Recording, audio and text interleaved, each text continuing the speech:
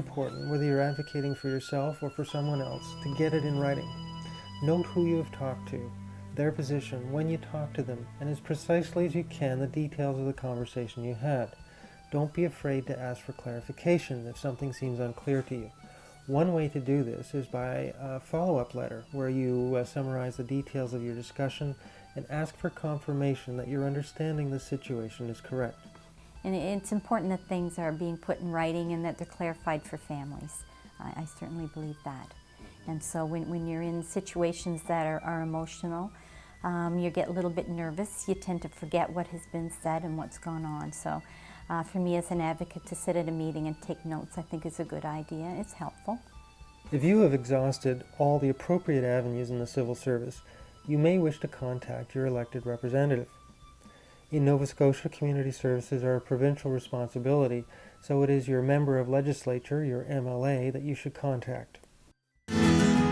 What I've found in party politics in Canada is that the representative, the local representative, by and large has different loyalties than the average citizen thinks.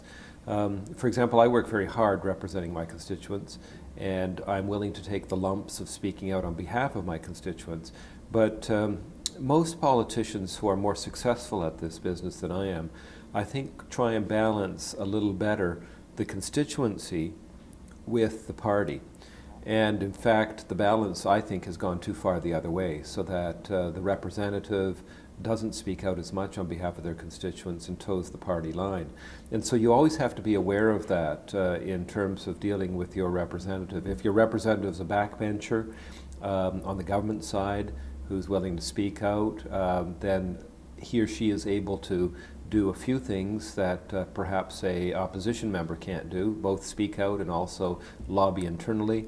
If they're an opposition member, they're quite willing to speak out, and so you can get the airplay, the media play that way. If they're a cabinet minister on the government side, then probably the best you're going to get from them is internal lobbying, and they're not going to be able to speak out publicly on your behalf. Beyond that, of course, you have to realize that you may be speaking to one MLA who may be agreeing with your perspective, but he or she has to convince his colleagues or her colleagues to agree, and then they have to convince the Premier's office to agree, and then they have to convince the civil servants to agree. Possibly you've exhausted all your avenues of appeal, and the programs in place are just not adequate to address your needs. And if that's the case, a well-written letter, either by you or somebody that is a friend that could be of assistance, goes a long ways towards getting government or the department involved in it to look at their policies and to see if there's something more that could be done. A letter is seen to represent, I've heard various figures, 100 to 200 people who don't speak out. So all of us as politicians will get form letters cranked off with someone's signature on the bottom. They get sometimes a little more elaborate, and they put them through a word processor and put the names on the bottom. But we know it's a form letter. It's much better for the person to put in their own words.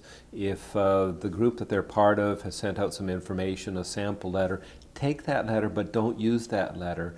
Take the information in it, put it in your own words, add in your own little touch, and then mail it. Petitions are not very helpful either in that sense, because what we found as politicians is that anyone can take a petition, put it in the corner store, and you'll be amazed that people will sign it without even looking at it. Letters to the editor are very helpful. Again, they need to be in your own words, because they do press clippings. All the politicians, particularly those in cabinet and in the Premier's office, they get a list of press clippings that's cut out from the papers of comments that were made on various topics. They're all headed as to what departments is applicable to or what MLA, and letters get included in that press clipping. So letters to the editor are very important as well.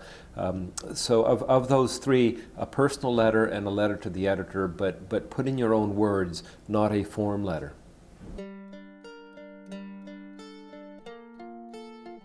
We have a family of 3 boys.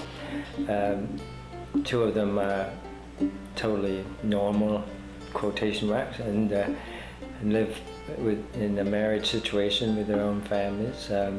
Our third son, Peter, unfortunately, suffered either at birth or during birth from some brain damage, which we tried to have analyzed and could never really get to the bottom of, but it resulted in the early years of his life having terrible speech impediment. He was unable to be understood. His language was garbled, so that people often made fun of him, but more so when he went to school. When he reached the school age, he came home one day and said to his mother, "Mother, I just can't handle school." So he has never been able to properly read. He just guesses at words, doesn't have comprehension, has great difficulty with understanding numbers, like 100 to him is no different from 1,000 or 10,000. He can't read a watch with normal hands. He has to use a digital watch. And we keep thinking of it in terms of what will happen when we're not here, because we're both senior citizens, and anything can happen at that age. So that our biggest worry is what will eventually happen to Peter.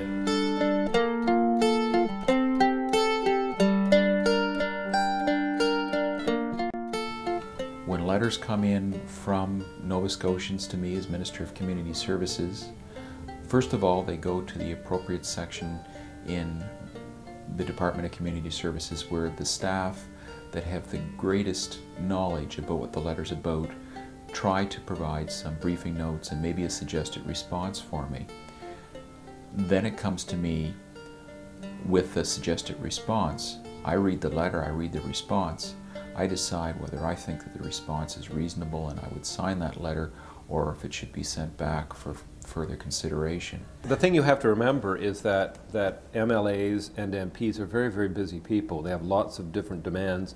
An issue that you're passionate about, and I'm passionate about several issues, so the campaigns that I'm on, to me, when I'm involved in that campaign, the sun rises and sets on that issue. And most people who are passionate, want to change things for the better, have that same viewpoint. But the MLA or the MP, and particularly the civil servants that the MLA MP has to work with, this is just one issue amongst many issues. So you need to always bear that in mind. And in a polite way, keep coming back to the MLA, keep coming back to the MP. Anything worth changing and doing is going to take effort. And if you're not willing to put in the effort at the start, then you might as well save yourself the time.